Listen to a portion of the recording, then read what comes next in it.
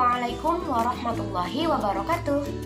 Hello everyone, we are from the 13th group. In this group, there are me, Siti Nur Fadila, as the first and third speaker, and Putri Sofatunisa as the second speaker. In this video, we are going to explain about attitudes to the language and application sociolinguistic in education. So, the first I'm going to explain about the definition of language attitude. Language is one of the human characteristics that distinguishes it from other creatures. In addition, language has a social function, both as a means of communication and as a way of identifying social groups.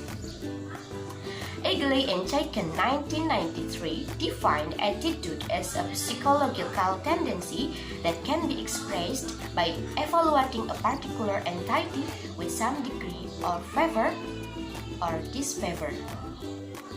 So, language attitude is the feelings people have about their own language or the language of others by Crystal Inhofe, 2014. Language attitudes refer to linguistic position, perceptions and actions of some people towards the language and varieties, as well as towards the people using them. That language attitude is a concept. Also, attitudes which people have towards persons who speak the same language as they themselves but have different social or regional dialects are considered language attitude. Okay, the next material will be presented by Putri Sofatunisa. Hello, my name is Putri Sofatunisa. Let me explain about categories of language attitudes. So, what makes an attitude can be explained as three components. Cognition. This involves a person's belief of knowledge. Knowledge about not to cheat object. For example, I believe skyscrapers are dangerous. And then second, affect. This involves a person's feelings, emotion about the attitude object. For example, I am scared of skyscrapers. The third, behavioral. Final, the way the attitude we have influenced how we act to behave. For example, I will avoid skyscrapers and scream if I see them. Okay guys, let me explain about study language attitudes. A language attitude can be positive or negative. In reality, some people may also hold a neutral attitude. Methods in language attitudes research may be grouped into three approaches: direct approach, indirect approach, and social treatment. Direct approach. A direct approach is a method used in measuring language attitudes by asking questionnaires and interviews, both of which involve the asking of direct questions about language evaluation preference. It may be true that attitude rating scales are an integral part. In those questionnaires, in this method, an interviewers ask questions to which the responses will directly state the interviewer's language attitudes. The question asked can be an interrogative structure or an open-ended questions. In using questionnaires, a respondent has to rate a statement to show an agreement or disagreement on the issue presented. The choices given are usually presented in a scale named language attitude scales (LAS). The choice can be also in adjectives such as unclear, clear, fluent, not fluent, educated, uneducated, depending on the given question. 2. Indirect approach. Indirect approach is a method to measure some language attitudes This method is applied in the way that the participants are not aware that their studies are being measured. The most popular types is non-matched class. Research that use this method didn't experiment to get their informant judge speakers' personalities based on a recorded speech they hear.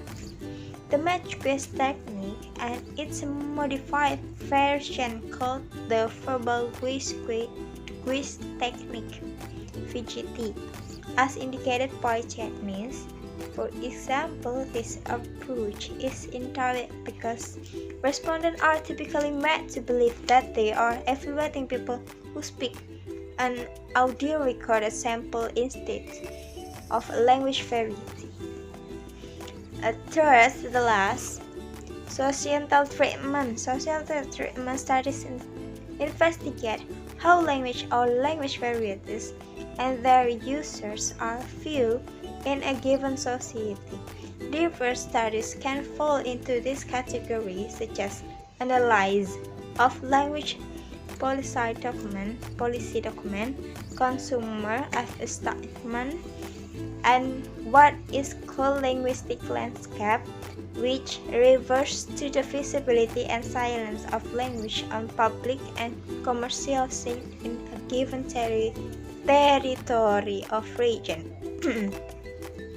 While useful for contextualizing a given social sphere, societal treatment is obviously not necessarily synonymous with individuals' attitude or other approaches. Other approaches should be combined together if the attitudes are the main target of research. Applying this method is intended to show if the attitudes that have been expressed by respondents in interviews or questionnaires match their action. If the result of both interviews and questionnaires match their action in the test, the data of language attitudes is more likely to be valid. Maybe just this for me. Thank you. And next will be explained by Dila. Okay, next I'm going to explain to you about attitudes in language learning. The research of the learner's attitude towards the language learning has been done many times by language teachers and psychologists. Gendra 2010 mentioned that some research in the context of language learning have a consensus that there are two types of language attitude. The first is integrative language attitude. An integrative language attitude is an attitude which is characterized with some desire and behaviors of the learners to integrate themselves with the language being learned. So, in integrative language attitude, we need of being a part of the culture related to the language. Jadi, pada integrative language attitude, kita perlu mempelajari, memahami, dan mengamalkan struktur budaya dari bahasa tersebut. And the second is instrumental language attitude. An instrumental attitude is identified when learners who study a language in order to fulfill only material needs, just material needs, but they didn't need of being a part of the culture related to the language. Sedangkan instrumental language attitude, kita tidak perlu mengamalkan struktur budaya pada bahasa tersebut. Okay, I think that's all enough.